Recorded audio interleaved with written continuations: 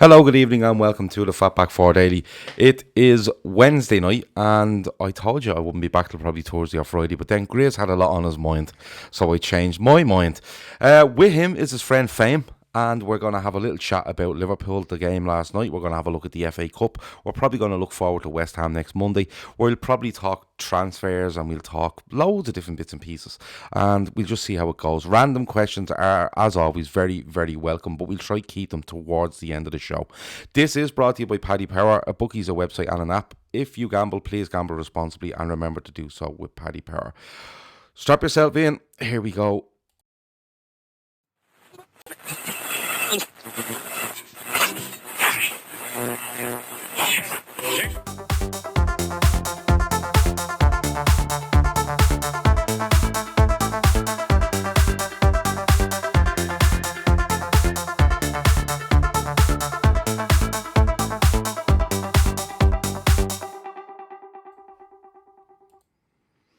And here we go. And yeah, we're here tonight. We're here tonight because Grizz got on to me earlier and he said to me, I've a lot on my mind. And I said, well, I haven't got the time to listen to this. But he said, well, I'll tell you what, we'll do it at 10. I said, yeah, okay, that's fine. So here we are. Grizz, how are you, my man? I'm good, man. It's been a little while, innit, Gav? It's been a little while. Yeah. But you have a lot on your mind, is that right? I've always got a lot on my mind, Gav. You know that. That's true. But, you know, I didn't tweet much about the game, and I didn't do much reaction, and even during the game. And I just wanted to have a second look at it, with sort of calmer minds. And I thought, who better to talk to about the game than you? I don't know. You could have found loads of people, but you looked at me. No.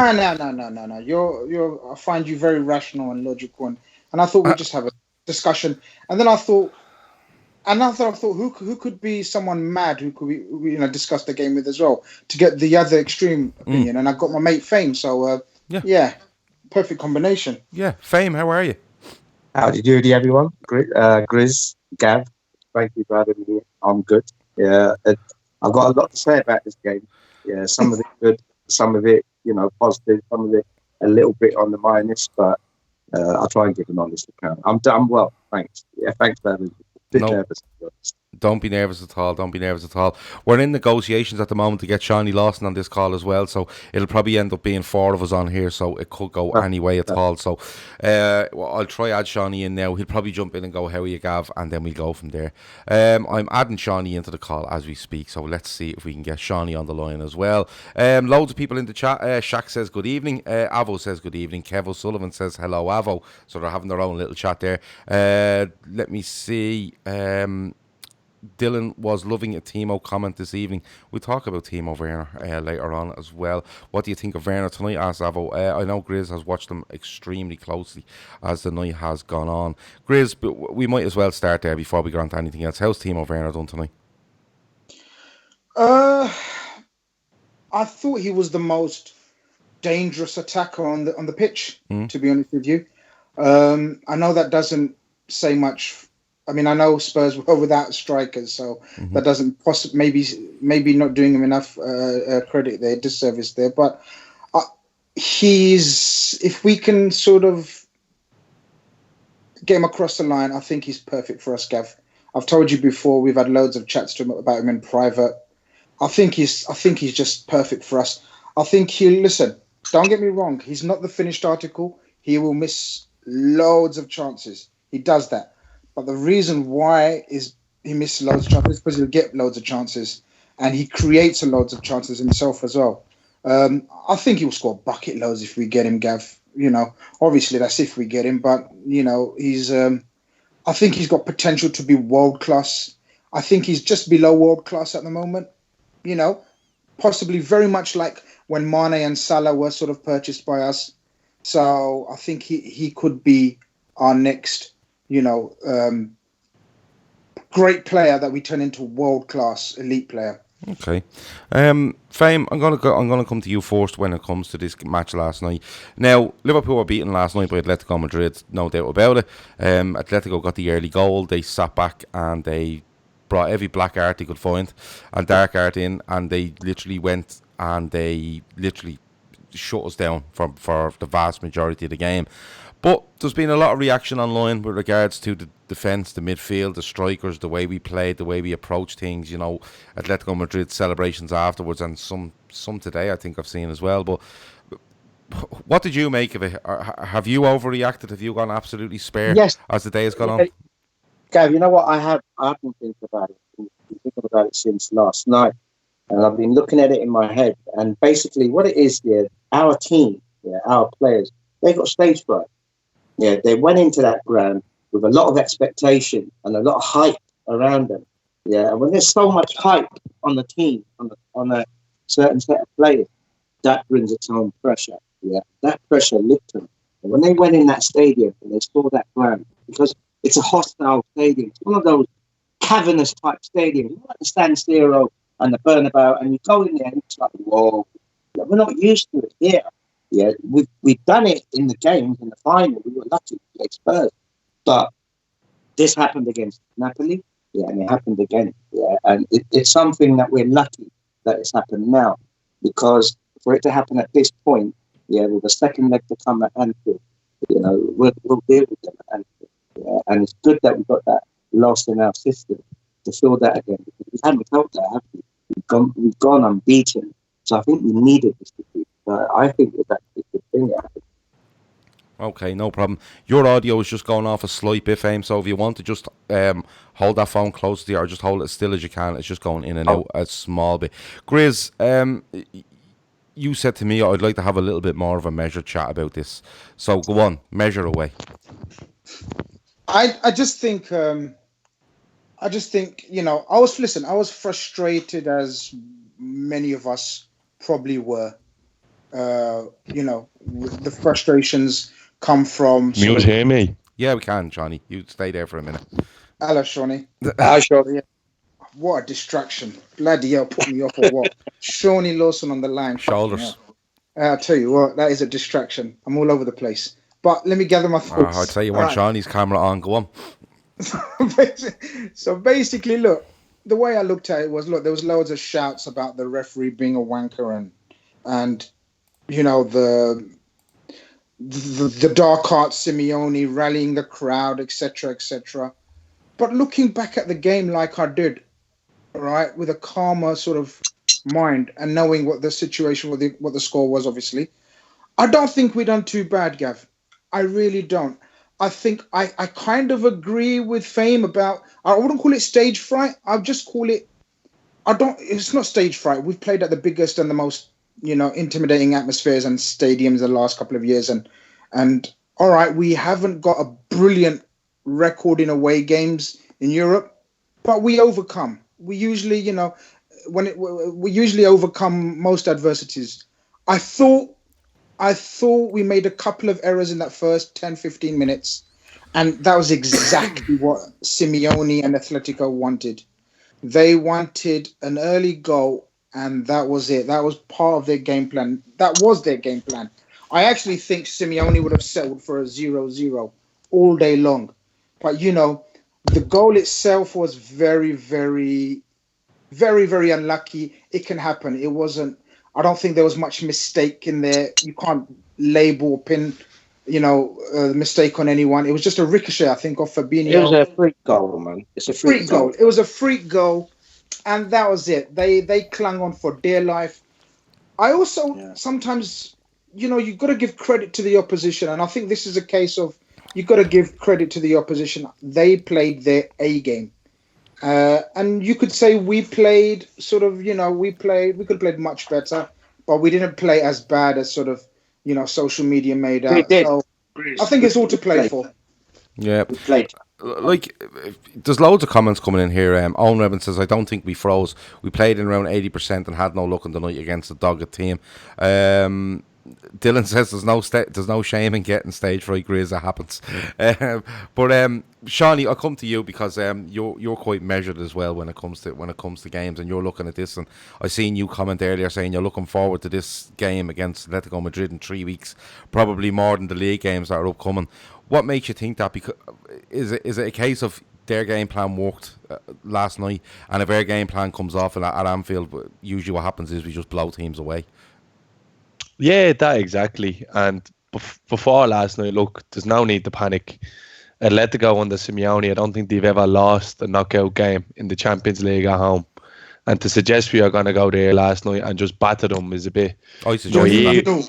is a bit naive to be. No, but you weren't on your own, Gav. There was plenty with that mindset, you know, and it's fair enough. We've been relentless in the league and that, but under Klopp, our away form in Europe has actually not been that good.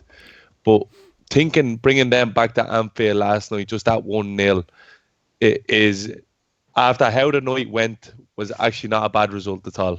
Because, like you said, nothing really went away. I don't think we actually performed too bad. We were just, they are an elite Burnley, and I mean that in the best way possible, not as an insult. They're just well organised. The ball retention is unbelievable. They've some really, really talented midfielders.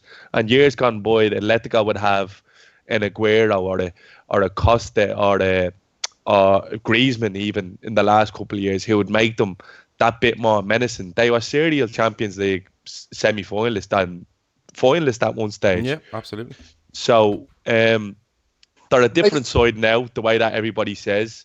I just think they missed that X factor now, Sean. That's the only thing they're lacking. Yeah, what will happen is, coming to Anfield, they've already started talking the shite. The game is not for another 3 weeks. An early goal at Anfield, and their legs will start to feel a little bit heavier, and that clock will be moving a little bit slower. And because they haven't got them world-class outlets, we will make them pay for every single mistake they make on that night. Like Chris says there, the second leg will be a brilliant game and atmosphere. Like when we lost to Napoli, it gives the team a small reality check to get back to our top level. Let me see.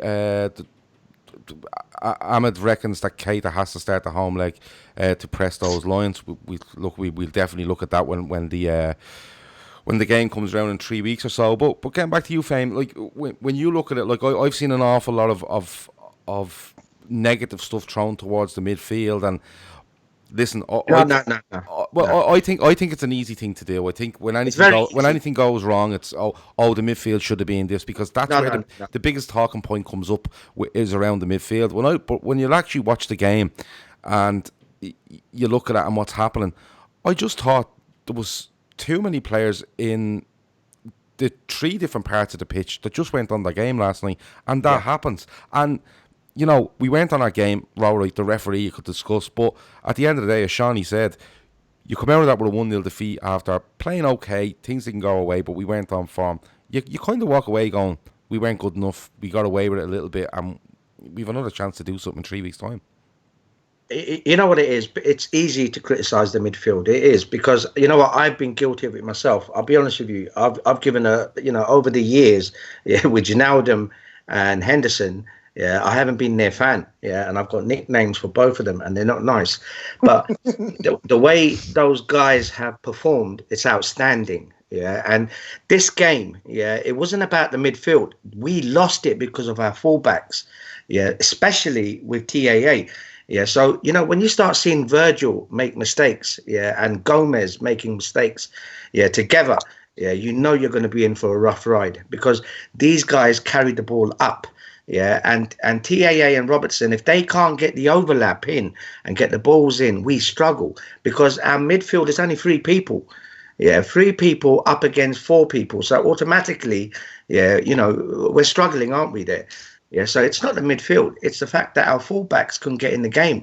Yeah, and, it happens, doesn't it? It's football, man. Yeah, can I just say something on that, Gav? Yeah, absolutely.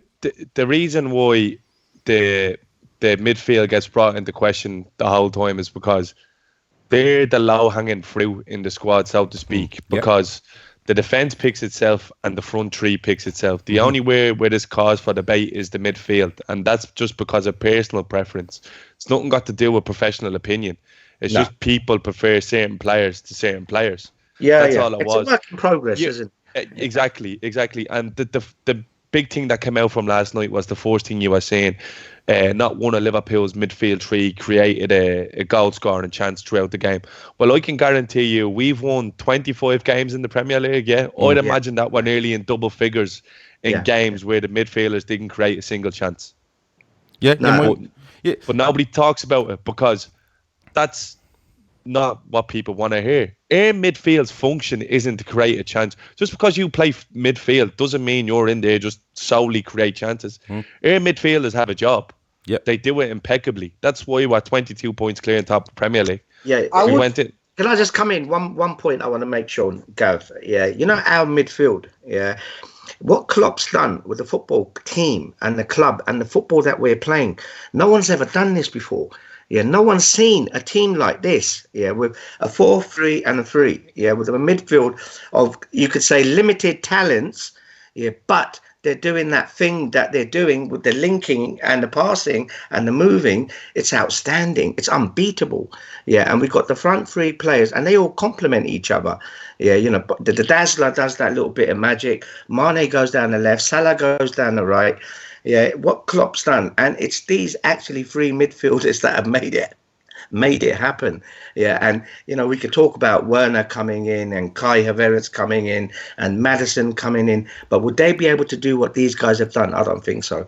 Yeah, I think. Can I just say something as well? I mean, I get all that, and I agree with most of it, but I think this year, Seany and Fame, I think Klopp wanted us to evolve a bit more. And the purpose of Keita and possibly Ox coming back to fitness, I think it was Keita and Ox's, not duty, but you know what I mean, job maybe, to sort of evolve a bit more and not just rely on our fullbacks for the invention and creativity. So of course, our creativity, you know, I think it's open now, isn't it? It's not a secret that our creativity comes from our fullbacks, and even from Virgil and Joe Gomez with the immaculate distribution Virgil's got. Yeah, how many through balls has he put through? But I think we were looking to just evolve even more. I mean, I get everything about the midfield. Look, it's the most organised. I'd say it's probably the most organised midfield in world football right now. Yeah. But I think we wanted or hoped or expected maybe for someone like Naby and Ox to give it an extra dimension. And that's why a lot of people were sort of slightly bemused with not the starting lineup as such, but with maybe possibly some substitutions. But then again, I think Klopp settled for the 1-0 at some stage. The thing is, Grizz, going to them places, you can have all the attacking flair in the world, but you need to look after your own house first of all, and that's what them three do. Now, if that game had been in Anfield last night and we were that passive in midfield, I could understand a little bit why people were getting annoyed. But like, you have to look after your own house. We could have conceded early there last night, and we were chasing the game for more or less 90 minutes. We could have ended up coming out and getting battered. But you can see, as I said, with the starting lineup, I totally agree. But I'm saying for the sort of come 60th minute, and when we were sort of looking for, you know, when we come out the second half, right, and we really gave it a go, right? I think that was the time to make a change. And then if we still see it's not working for us, then go back to, you know, norm and then sort of solidify up again. Yeah, but I think, Grizz, I know where you're coming from, but I think from about 65, I think Klopp has settled that he's not conceding a second goal under any circumstances. I'll go again. I'll go from 45 from the change he made at half time. Well, it's probably down to the yellow card. That's completely housekeeping. He's already thinking that, right, there's another 90 in Anfield. Yeah. And one player I definitely don't want out is Mane. I think but you knew they were going to be at that all straight away, and he copped that, so he nipped that in the bud as soon as he could. Yeah, I think he looked at damage limitation even then, because Mane going off, that would have been down to 10 men. He would have been missing the next game, and then we have to play another 45 minutes against fucking them hatchet jobs with 10 men. So from 45 minutes on, he was housekeeping completely, and then you could see with the changes that he made. If anything's going to come from this second half, is that we don't actually let another one in. Yeah. It's just like, to me, I think I fully agree with you, Seany. I think the yellow card makes his mind up for him. Mane does look like he's ready to kill somebody, and he makes his mind up. But for me, he's looking at that second half going, we are not conceding here a second time. If we manage to get a goal or 2 goals or no goals, I'm fine with that, but we are not conceding a second goal here because all right, we've seen what we've done to Barcelona last year, but that's miracle stuff.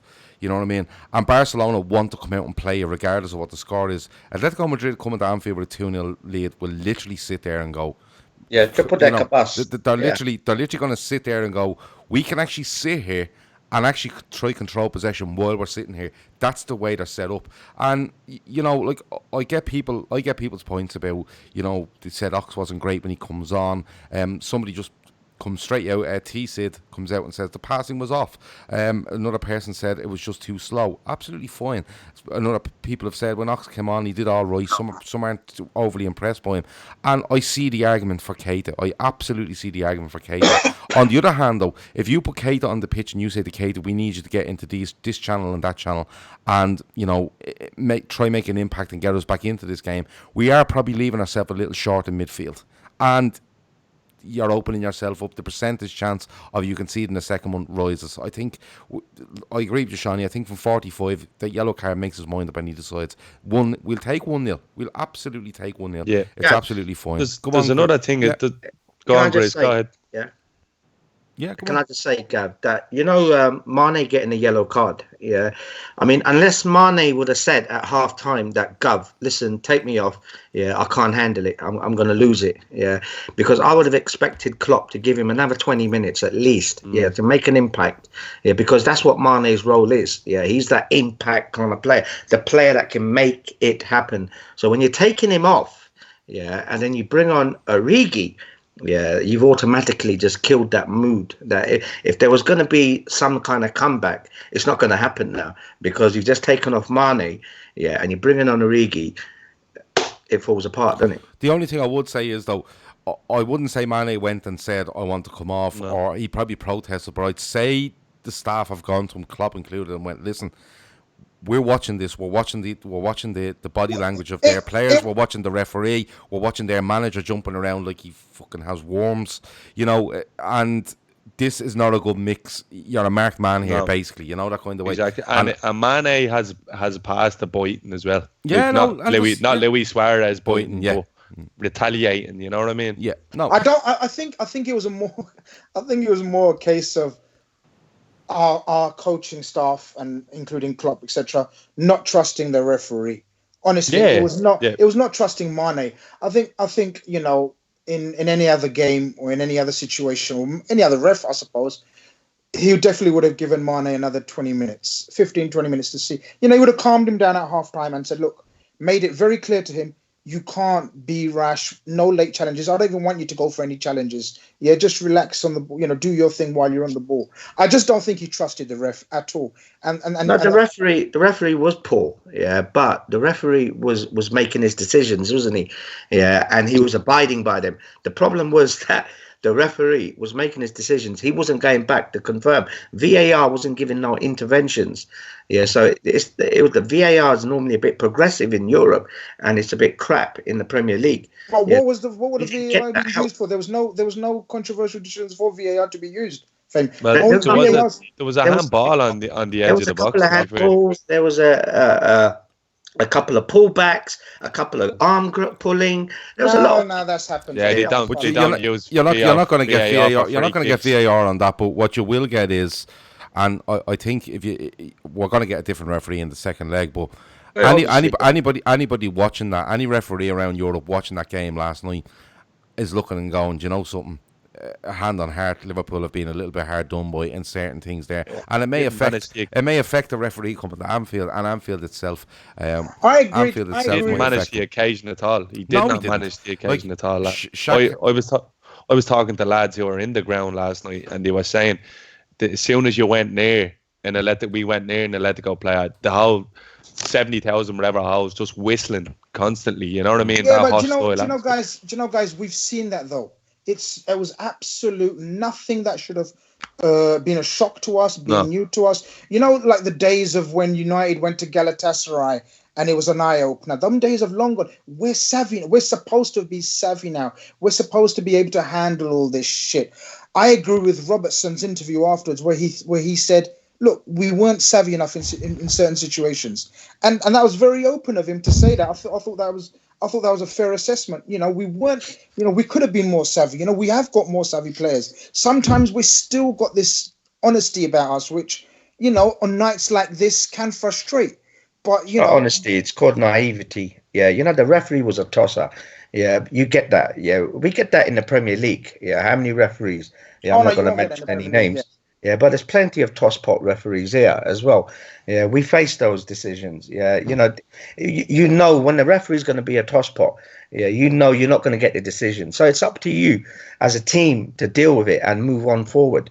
Yeah, unfortunately, you know, it's one of them nights where 50-50s are 60-40s, and they're not in your favour. So you're not going to get those calls either. The booking on Gomez is fucking ridiculous. Like, ridiculous. It's absolutely ridiculous. Yeah. Sean, Gav, did you notice that when they done the booking, or when Gomez got the yellow card, immediately they brought Costa on?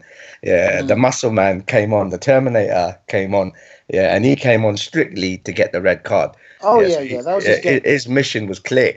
Yeah, you need to get one of these boys sent off. We need Lovren or Matip in that next round. Yeah, that was his agenda. Well, look, I think just finishing up on the game, I think, you know, you're disappointed with the result. You know, Jono says there some of our fans' reaction to one loss is absolutely pathetic, and I agree. It's a joke. I agree with you, Jono. I genuinely do, because I look at these things and I say to myself, all right, we have gone away, and someone else points out we've never lost a two-legged tie under Jurgen Klopp, and I still can't see us. I still see that record being intact in 3 weeks' time. You know, but we talk about savviness and stuff like that. I think the manager was quite savvy in what he done last night. He seen what was happening. He seen what was materialising, and he weighed up his options. He weighed up his options. He weighed up the pros and cons of doing A, B, or C, and he picked it and he went with it. And he said, "Look, I'll take the 1-0." And you could see it from him afterwards. He was basically going, "Yeah." He was jumping around his technical area. The ref was this. He can't really come out and say anything about the ref, but you know where he was going. And he basically said, "This isn't over. Yeah, we have Anfield in 3 weeks' time." I agree. I agree, especially as soon as Salah went off. He took Salah off. That was pure, right, we take what we got. But I also think there was a lot of respect there for Atletico paid by Klopp as well. Yeah. Because, look, we know about our history. We know about Anfield. We know about magical nights, right? And I'm not bigging up Atletico too much, right? But just hear me out. I also think it's a lot of respect shown to Atletico. Because I think if we go 2-0 down to this Atletico team, it's a total different ball game than going 3-0 down to Barca. Yeah? It's a total different picture. This team does not give a shit about going to Anfield and being involved in a game. Yeah, Grizz, I've heard that loads of times, Grizz. Yeah. And I'll tell you something. I will tell you one thing. When Atletico Madrid turn up at Anfield in 3 weeks' time, they will give a shit.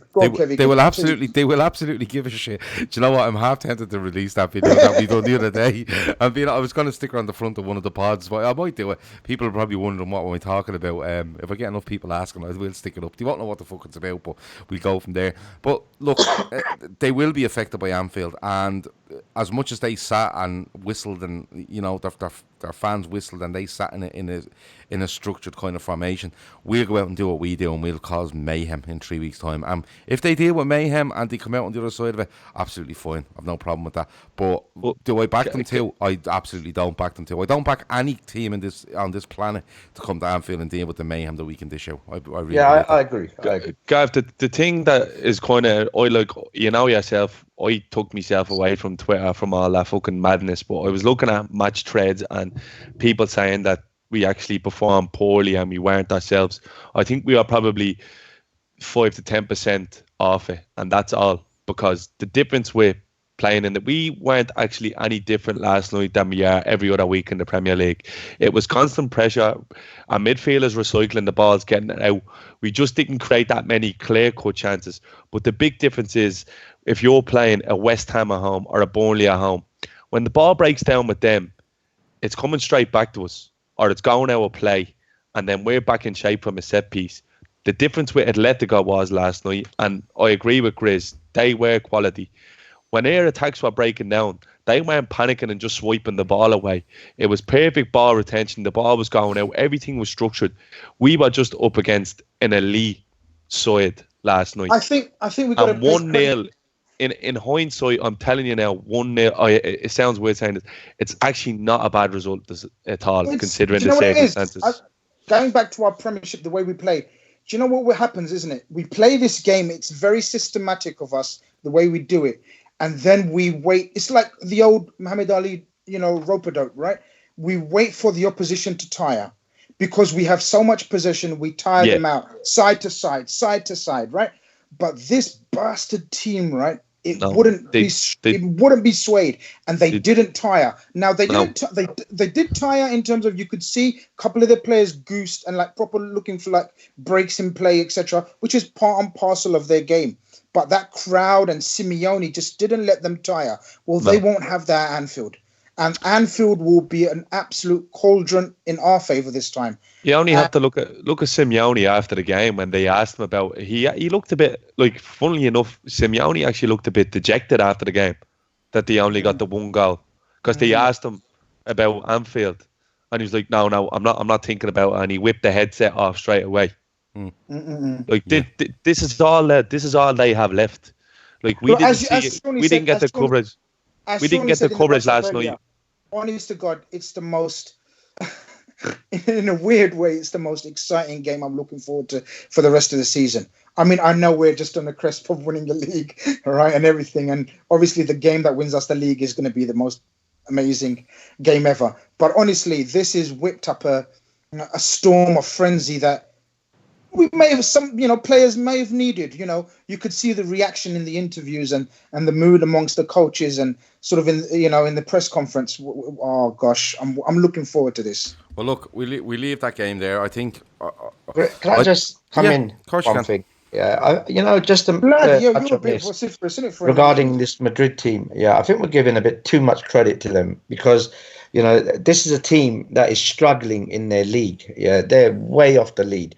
Yeah, and they've got no chance, and they're out of all the cup competitions. They're nowhere in the league. So yeah, Grizz is right. They've only got the Champions League. Yeah, I think they played as they normally play. Yeah, with their stifling, dirty tactics, sitting back, getting compact. Yeah, no room to move. Yeah, we were poor. Yeah, some of our players. Yeah, made unexpected mistakes. You don't see these kind of mistakes from Virgil. Trent couldn't hit a ball in. Every time his corners, his crosses, everything was off. I think what we need to look at now, is Trent needs a time off. He needs to be rotated, because he at the moment is looking 50% of the player that he was last month. I think, to be honest with you, after watching Norwich, I'm watching Atletico, we don't look on top form, and that's absolutely understandable. After a break like that, it can take a couple of games to get into, but I've no worries about this Liverpool side. And like last night, you're allowed to look at negatives of what happened in the game last night. You're allowed to look at them, pick them out, and say we could have done A, B, or C better. But having said that, I still look at it and go, we've won a league game. We're still in the European Cup, and I'd make us odds-on favourites to go through. That's the way it is. But look, we leave it at that with the game. Moving on, there's been a lot of talk around, me and Grizz were talking today around the FA Cup, and it comes into focus as well, along with the Champions League. And I think the big decision is obviously what do we do away to Chelsea? Do we go strong? Do we keep the kids? Do we do a mix? And I suppose what we pick in that game will dictate whether we're actually up for winning this FA Cup, or do we see it as a bit of an annoyance at this stage. Seany, when it comes to this game in the FA Cup in the next couple of weeks, what way does it sit with you? Because I get the feeling that although, it's a one, I think it's a quarter final after this round, isn't it? It's one of those where if he picks a weakened side, he's not interested at all. I still get the belief that he's not really bothered with this, Seany. Yeah, well, to be fair, since he's arrived, he's kind of treated the domestic cup competitions with, I won't say contempt, but you can tell that they're not number one and number two on his priority list. But with the way the team is going at the moment now, I know Henderson went off injured last night. There's plenty of bodies there that need game time. So I think with the Chelsea game coming up, it'll be a mix. And I believe, I don't ever believe Klopp looks at a game saying, I don't care. He will send the team there that he thinks will be capable of getting a result. And if they get a result, he'll go from there. The perfect example is Shrewsbury. I think he had faith in the 23s beating them at Anfield. So if we pass into the next round, I'd imagine with the situation with the league, it's going to be more or less wrapped up. And obviously how we get on in the second leg against Atletico, I would definitely imagine Klopp will take it seriously, because he'd love nothing more than to stick his 2 fingers up at the likes of Matthew Upson, who was talking shy about him not taking it serious and being disrespectful and getting what we deserved. Well, imagine he went on and win it then. He'd be like, well, who doesn't fucking respect what now, you know what I mean? And we should be trying to take fucking everything away from that City team as well. Dylan is asking, is Jurgen Klopp going to manage the game against Chelsea? I'd love him to put a mixed side out, or a really, really strong side, and let Critchley look after it as well. Just to annoy people, because I'm into that. Grizz, he may go with a mixed side, he may go with a strong side, he may go with the youths. You know, we don't know what he's going to do. But do you look at this possible run in the FA Cup, if he manages to get it past Chelsea? Do you look at it as a good way of just keeping certain members of the first team squad on their toes as we progress through, possibly looking to go unbeaten in the league and, you know, possibly winning the Champions League? Just having that FA Cup at the side, just keeping them ticking over, could it not be a really, really good thing for the squad going forward, towards the end of the season? I'm pretty much like you. We've discussed it before, haven't we? At the start of the season, our targets were different, right? But this team has blown us all away. And so, therefore, you adjust your targets accordingly. Gav, I want this FA Cup bad now, and for the reasons like Shawnee said, right? Some of the knobheads on the BBC, sort of ex-players, etc., slagging Klopp off, etc. And I think, honestly, and also you've got to remember, winning mentality is so important. Winning breeds winning, even for the youngsters. I mean, they've done exceptionally well so far. I think he's going to pick a fairly strong team against Chelsea. I don't think it will be, the kids again. I think it will be a mixture. I think it will be a team like the one we played against Everton in the league. Do you remember when we suddenly made 4 or 5 changes, right? So I think it will be something like that. I want this FA Cup bad now. I've changed my mind completely. For the very fact that we've blitzed the league, we can literally do what we want in the league, right? But the Champions League, especially after Atletico's antics after the game, we know we're made for the Champions League, right? So that takes care of itself. That night will take care of itself, as we all agree. But the FA Cup, we get past this Chelsea, who, in my opinion, won't play a strong team, Gav.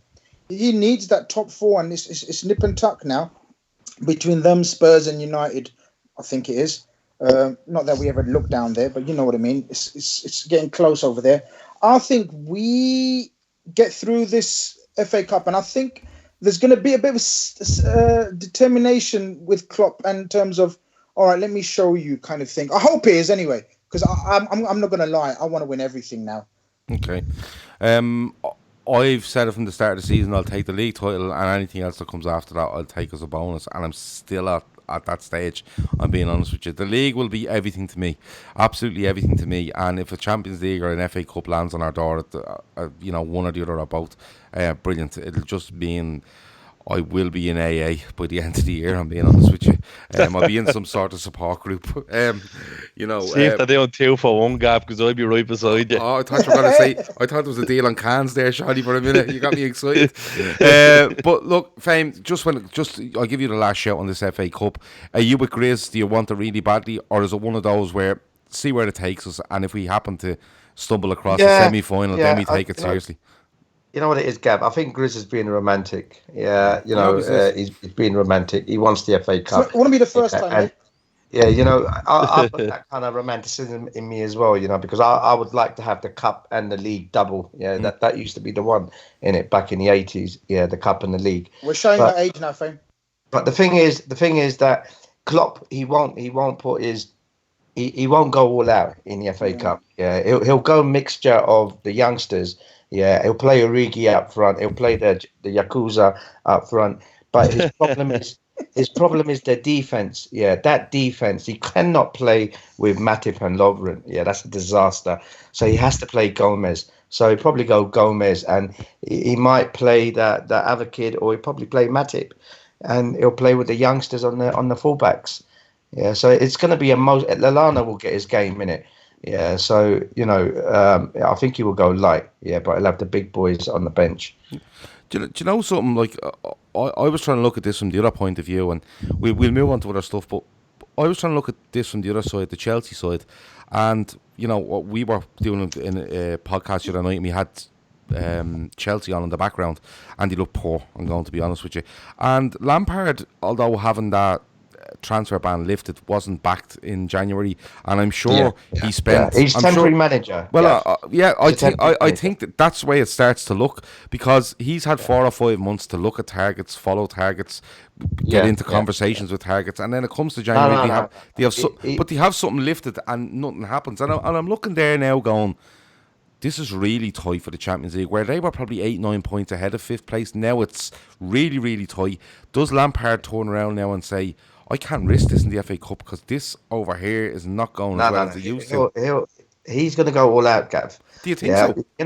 100%. Because I'll tell you this now, City, the Chavs, they will not get the 4th spot. I guarantee you. Yeah, it's going to be Man City, Liverpool, Leicester, and out of that 4 teams, I actually think that bloody Mr. Mourinho, he will carry Spurs through. But now Son is out, so you can cross him out. So there's a better chance that United are going to make it into that position.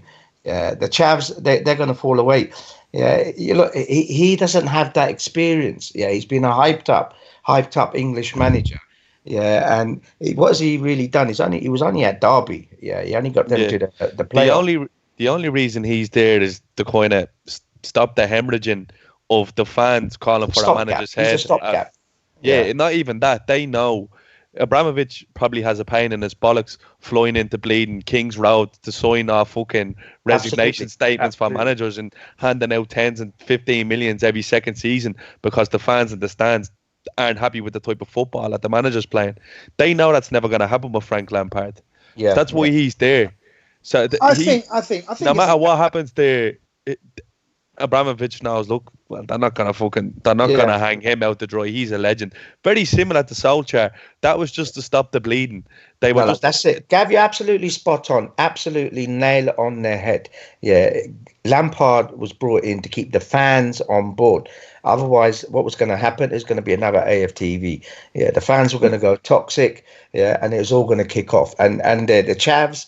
Yeah, and they can get rowdy. Yeah, and God knows what would happen at Stamford Bridge. It's a small ground, isn't it? Yeah, so that's why they brought him in. He's a stopgap. Yeah, but as for Solskjaer, Man United, they're deluded. Yeah, they don't know what they're doing now because they've lost their way. Yeah, and the compass is gone. They do not know what they're doing. Yeah, whatever they are throwing in there, they're just hoping and praying that it works. Solskjaer is a godsend for us. Yeah, as a Red. Yeah, Solskjaer, I swear, I pray that he stays at that club. Yeah, it's like how I prayed to Mourinho. Do you know something with the Solskjaer thing? I think he will stay at that club because no chance, Gav. No chance. He's gone, man. I swear to God. Listen, come here. Unless somebody is signing Bruno Fernandes in preparation for another manager coming in, they've backed him. They've actually backed them. They've backed them with 130 million worth of defenders. They've backed them with. Now the Igalo thing was off the wall. Like that's madness. Like that's. I haven't even got a word for that. And I'm quite an intelligent person who has loads of words, but I don't have words for that. And they backed him with Bruno Fernandes, although they dragged it out, and I think Sporting Lisbon ended up with about 85 million in add-ons. So I don't know what way that deal was done. But the thing is, like, it'd be very interesting, especially if they manage to pull off fourth.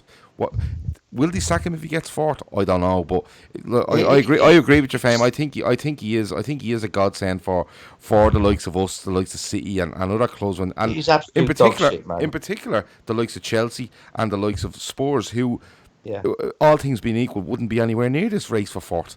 And, No chance. You know, so he is a godsend that way. But it's very interesting. Look, there's loads of comments coming in here, right? About like Paul says, long may United suffer. Chris Brack says the rumour is Poch to Atletico Madrid and Simeone leaves at the end of the season. That's the latest rumour.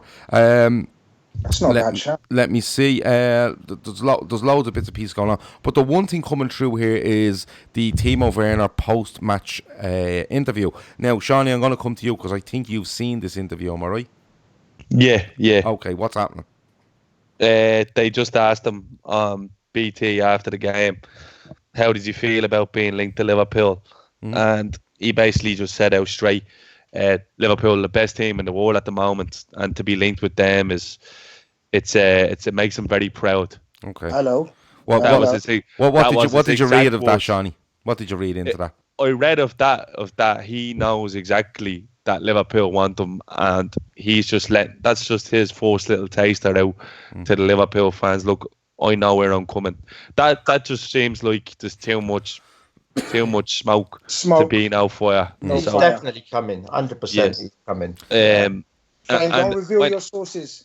Normally, when you see players asked put on the spot like that, they go very coy, and but it looked like a scripted answer. It looked like he knew he was going to be asked. Yeah. Yeah. Well prepared and well thought out and well, I suppose, well acted out when he was asked. Timo Wacker says Timo couldn't stop smiling. Dylan says that Sporting Lisbon agreed to the amount. A couple of $1 million for every English cap that Bruno Fernandes gets as an add-on. JJ Smart Lisbon, that gas Eddie. Let me see. JJ Bab wants Jadon Sancho. Chris Brack wants Werner and Sancho at LFC. Let me see. Listen, if you have any random questions, we have about 10 minutes left. So now is your chance to absolutely throw them in, and you have some great people here to answer them as well. Avo says Werner looked like an ideal replacement for Bobby in the first half. Lads, before the random questions start coming in, I give the guys in the chat a chance to throw them in. I want you to give me one signing that you think Liverpool will make, and just one that you think Liverpool will make in the summer. Okay, you can go any position on the pitch, but I just want you to give me one, right? So, what, realistic or dream? No, realistically, and who you think is realistic and will be that you feel that Liverpool will make in the summer. Just going by all this stuff that's going on at the moment. Can I go first? Being mixed here. You can go first if you want, yeah. Can I go first, please? Yeah.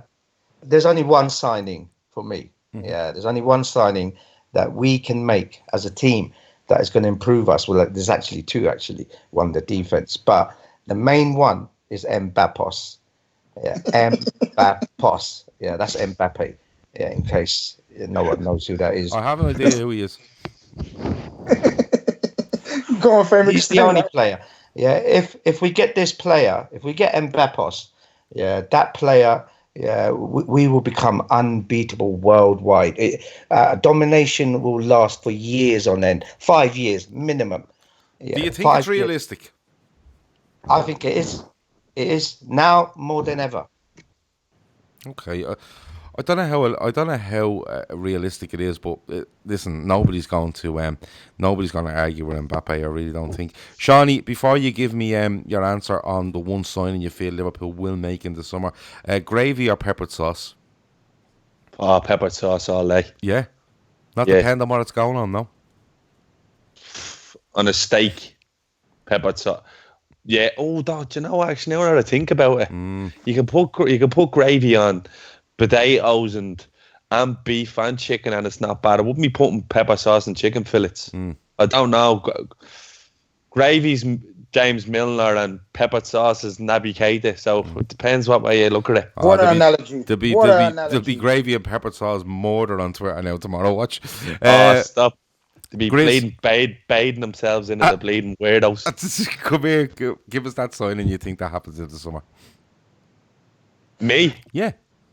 I think of Werner. I don't want to be vanilla and fucking. I'm not going to throw out mad shouts. I think we'll be looking at a left back.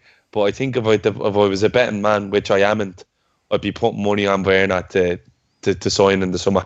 Okay. Right, no problem. Grizz, before you give me your signing that you feel will happen in the summer, I have a question for you, and that question is snooker or cricket? I know you're a man. I know you're a multi-talented sportsman. So I was just gonna say, Gav, as you very well know. Oh yeah. You've seen all my medals. Yeah. But snooker. One of them was a Kiara cert for 50-meter butterfly when you were 8. Go on. What? No, but snooker. I'm gonna be. If the question was pool or cricket, it would have been close. Right. Well, I give you pool or cricket. Oh, it's close now. Yeah. Still cricket though, isn't it? Okay, because I'm not going to lie to you. I'm going to be very honest with you. University of North London champion you're talking to in pool. Oh, really? The year was 1998. Right. I believe. Grizz, I know the woman in admin in the University of London, so well, I'm going to give her a email her and find out. He's on the wall of champions down there. He is. The wall of it's actually called the Grizz. They named the pool hall after him and all. Yeah. No, but can you imagine, Grizzos Emporium. Right? No, but listen, can you imagine, right? Because I don't look like a pool player. I mean, I don't know what pool players look like these days. But look like a darts player. No, that's now, Shawnee. All right. You've seen me pictures of 1998. All right. So in 1998, I didn't look like a pool player, right? Right. So there's me walking into it used to be called the common room, right? And there'd be like pool players that think they're the dog's knackers. Is this in the university? Yeah, uni. What was the pool players just hanging around like in that pool gear? Well, you know what I mean. I don't mean pool players per se, like as a profession, but all right, okay. Big shots. You know, big shots that thought they're the talk of the town and they're showing off to their girlfriends. And I used to sort heading of to college with a snooker cue, like that's mad, isn't it? Well, those days were mad, Gav. Yeah. What can I say? But yeah, so cut a long story short, I'm a very good pool player, and I'm going to prove it to you when we meet up in May. Okay. We'll find someone who's. Oh no, that's 100%. We're finding a boozer in Liverpool that has a decent pool table. Imagine thinking Gavin Doyle's going to be able to hold a snooker queue after Liverpool win the league. I'll be holding it like a crutch, Charlie. But then again, cricket is in my blood, you see, because I'm Asian, Pakistani, South Asian, and cricket's like us to us. I'm trying to work out what it is to Irish guys. Drinking. Yeah. That's the one. Yeah. So cricket to us is like drinking to you. So you see the connection there, right? So I was fantastic at cricket as well. In fact, I went to Essex trials. I didn't go because I didn't have a set of pads. But I did. I was offered to go Essex trials at the age of 16. I'm going to go for cricket though to answer your question. Do you remember we were talking a while ago and we were saying that if you couldn't get into the English one day international cricket team, you're going to ring Pakistan and see what the story was. Did you ever do that? Oh yeah, there's no doubt about that. Yeah, I'll definitely get into it. But see, the thing is, I could ring a few countries now. Why? You see, because a lot of these teams, all you got to do is work there for a little while when you're eligible for their national team. You see, because you haven't been out of London in 40 years. Hey, you haven't been out of London in 40 years. Yeah, but I could now, innit? Yeah. Yeah, no, I don't think it'll work for you. I couldn't see the travelling working for you, Grizz. I'm being honest with you. Yeah, fair enough. Try getting in the England team, because I couldn't see the travelling working for you. Like, you're the fella that thought Luton to Dublin was an hour and a half, like 2-hour flight. Do you know what I mean? And you're asking me about time zones and everything. You're like, you know what I mean? So, I don't think that'll work. Let me see. Dylan reckons that Grizz was standing in the student union with a blazer on. That was not blazed up, but that was me. Yeah. I used to have really funny shirts. Okay. And pointed shoes. If anybody has any more random questions, we will throw them in before we finish up. Shawnee, our next game is Monday. West Ham at home. They've been beaten by Man City tonight 2-0. There was about 11 people at the Etihad tonight to watch that game. But the official, and that's including bleeding the players on the pitch, because West Ham didn't fucking turn up tonight. But the official attendance was 46,500 or something like that, which is off the wall. But looking forward to the next league game. I think it's a perfect league game for us to go out and just bash them and say, you know what, we're on track, and I think it's a perfect game Monday night, the whole lot. Yeah, no problems there, Shawnee. Shouldn't be. Can't imagine West Ham causing us any problems at all. They were crap a few weeks ago when we played them, Wednesday away. They just seemed completely rudderless and idealist. So Yeah, bounce back and beat them. Handy, I reckon. Yeah, and then we're only looking at 4 wins. So, Chris Brack reckons Grizz in John Verco's waistcoat. If I can find a waistcoat like that and bring it to Liverpool and I'm putting it on Grizz, and we'll take a few pictures. What's your kryptonite? His is biting cotton wool. It goes right through him. Needles for me. I will never be an addict. I can tell you that for nothing. Grizz, what's the thing that is your kryptonite you just can't handle? Oh, you know that. I can't even describe it. It's doing things to me. Oh shit! You know the blackboard scratching. Oh yeah. Oh Yeah. Oh guys, sorry. Give me a minute. Oh, get rid of that feeling. Oh, it's disgusting. That one. Okay. That's the only one. Okay, Fame. Any things that go right through you? I think smelly cheese, man. Smelly cheese. Go so many directions with that. Smelly cheese. Yeah. That's Sorry, not I'm dying here. Unbelievable. Shawnee, anything that goes right through you, just not happening, not good for you. It's not so much a fear, but it's more of a hate. Do you ever get when your feet get so wet through your shoes, your socks get wet? Oh. Yeah. Oh, it drives me insane. Happened to me today. I'm nobody's mate when that happens. Yeah, Jesus happened Christ. To me today. There's nothing worse, and your feet to be fucking freezing. Yeah, it's horrible, man. Yeah, I play golf, and that happens, man. Yeah, Yeah. I was playing golf today, and it was not good. It was literally like 40-mile-an-hour winds with rain just going sideways hitting you. I don't know why I done it. I don't really know. Last question. What is the weirdest thing you've ever seen on public transport? Grizz is going to need time to think of this, so they'll all need time. I'll give you mine first. I was once on a bus, sitting on a bus, and the girl in the seat on the other side of the aisle was on the phone telling her friend how she was going out that night. She was going to have a great night. She just got her hair done. She was on her way home to get dressed up and dolled up and ready to go. And a fella about two seats back sneezed, and all I can describe is a big lump of something came out of his mouth and stuck to the back of the girl's head. And I wasn't sure whether she knew it was there and didn't want to turn around because of the embarrassment, or didn't know. I'm hoping she didn't know and went home and then found it. So that's probably the weirdest thing I've seen. Shawnee, anything weird on public transport for you? Or you can just give me something weird you've seen. No, well, to use it might sound weird, but to anyone who's familiar with the Red Line Lewis in Dublin, right, the Red Line Lewis being a tram that runs out from the centre of Dublin out to the Tala. Yeah, it's out to the south side of Dublin. Yeah. Yeah, and I was getting on the Lewis, minding my own business one morning.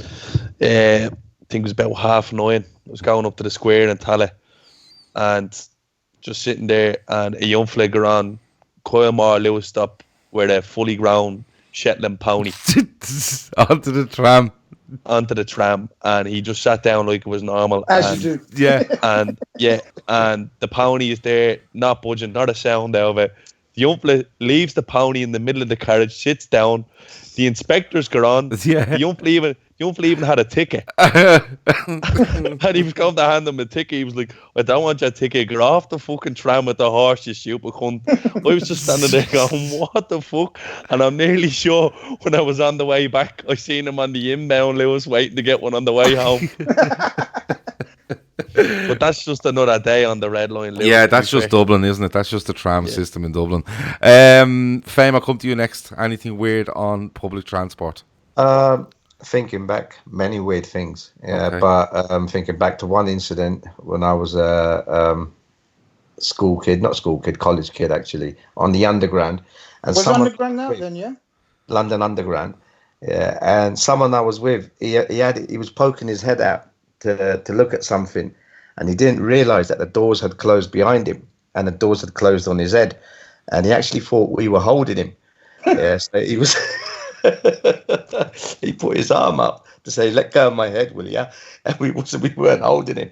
His head was sticking out of the train.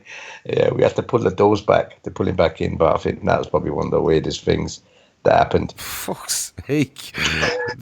Weird and terrifying at the same time. Grizz, I know you drive around in your dad's car. nowadays. I But was gonna say, when- because I don't really use public transport. I mean, I've ridden camels and all sorts, but I haven't been on public transport. But I'll tell you of an incident on an aeroplane, because like I'm VIP. I travel on planes. Yeah, I don't like catch buses and tubes and trains. Yeah. Yeah. So I'm on a flight. I can't remember to where. So we stop off and we're picking up passengers. And on a plane? yeah, you like one stop, isn't it? So like, for example, let's say we're going to. Anyway, let me tell No, you this. I've never been on a plane where you stop up and pick people up and head Well, off again. well, Where I mean, were you going? like when you change flights, man, you change bloody, you A stopover. stop over. That's what I Yeah, meant. no, What you did I made say? that out as if they just stopped at a Like a bus like a stop bus in the stop. sky Yeah, and yeah. people got on. Yeah. No, Grizz is playing Grizz is talking about Grand But Theft the Auto, thing is, not right, real so you life. So you pick up passengers from like stopovers, yeah, and you always see one character that stands out, and you keep an eye on him because he looks different, he acts different, he's completely different. And I don't mean in a bad or negative way. You're just different, right? Yeah. So this guy gets on this plane, right, and he sits down, and straight away I know something's a little bit different because he sits cross-legged on the seat. Right, so he doesn't sit like a normal. So I think, okay, maybe he's gonna do a spot of yoga or whatever. But no, yoga on a plane. Yeah, people look, whatever it takes to relax people. People do, Gav. All right. So this guy sits there with his legs crossed over. Yeah. Now, Fame. When I tell Fame, you two might not understand, but Fame, he was a Bendu. Okay. Yeah. Right. So that means like from a village, right? You can tell like. Bless his cotton socks. I don't think they were cotton, but bless him. You could tell it was the first time he sat on a plane. He's a country bumpkin, man. Country man. Let's just say he's a country guy, right? Right. Country bumpkin. Country simpleton. So anyway, the insults are getting worse and worse as we go here. Go on. No, but he keeps right. So check this one out. So he's been told, obviously, that you can get alcohol, right? On flights, right? So literally, he was worse than you, Gav. Every 5 minutes, he's clicking his fingers. Whiskey! Every 5 minutes. Whiskey! Yeah. Right? Yeah. And, the poor lasses and the guys, whoever's serving him, bringing out whiskey, thinking, all right, we're bringing out whiskey. Then they bring the food out, Gav, and I swear to you, all right, the tray's there, right? So he starts eating. He starts eating everything, right? He's really enjoying his meal, right? And then it gets to Gav, they give you wet wipes. The hot tissues. Yeah. Right? The wipes, the lemon wipes, but the heated ones, right? Please, Grizz, don't say he tried to eat that, man. Guys, I kid you not. Fuck off, Grizz. Guys, he cleaned up the whole plate, including the fucking wet wipe. He had the wipe? His mouth, he chewed it up like it was nothing. He turned around, looked at everyone, and gave a one. One of those big burps, fuck off burps. Yeah. He looked around and he burped, and I said, "Good on you, pal." He had the wipe. I'm not joking. He ate everything on that plate, Gav, including the wet wipe. Fuck. That was weird, Gav. Yeah, that's strange. That is strange. Yeah, that was weird. I don't know where this. I don't know where that was going. I really didn't know where it was going until the fella ate everything, the wet wipe and everything. My God. Everything, Gav. He ate the food. He enjoyed the food, whatever. By then, he was obviously very drunk. And so he just thought, okay, this is edible as well. This is what they do on planes.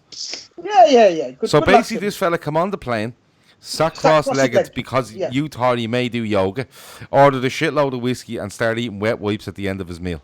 Amazing. Okay. Cool. You want to knock them stopovers on the head, Grizz, I'm being honest with you. Right, we're out of here. That's it. Shawnee, thanks a million for joining me tonight. No problem, Bagav. Thanks for having me on, Pat. Good stuff. Fame, thanks a million for joining us for the first time, and it would certainly not be the last. Cheers, everybody. Thanks for having me, mate. No problem. Gav, Sean and Grizz. Grizz, thanks a million, and I will talk to you soon, my friend. Pleasure, mate. Good stuff. That's been the Fatback 4 Daily for Wednesday night. I will try to get back on either tomorrow or Friday to preview Liverpool's game on Monday. We'll be back on Sunday, as always, as well. Talk to you in a bit. Over and out.